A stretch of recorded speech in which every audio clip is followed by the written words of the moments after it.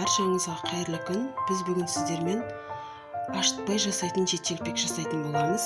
Оның құрамына 100 грамм айран, 100 грамм құмшекер, 100 грамм су және де 1 жұмыртқа, разрыхитель, 1 чайный ложка және де сода.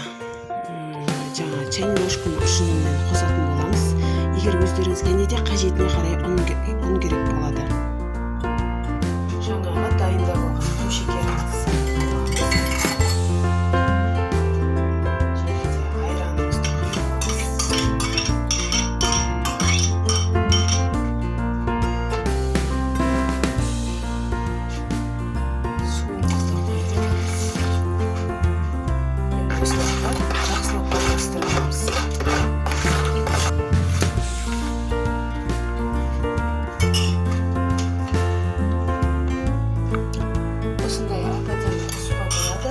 Енді осыған қажетіне қарай ұн салатын боламыз.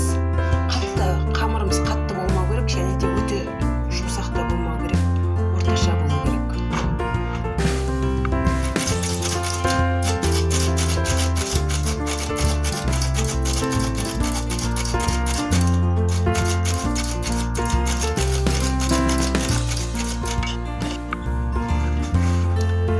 Міне барлығын осылай араластырып алатын боламыз.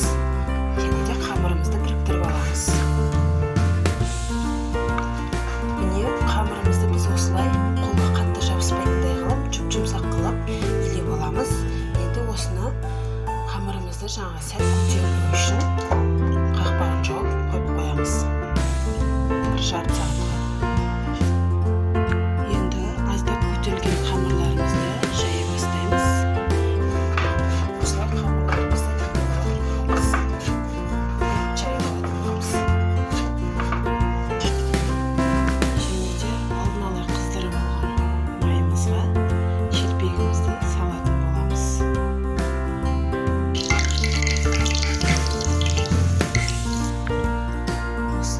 Піскен соң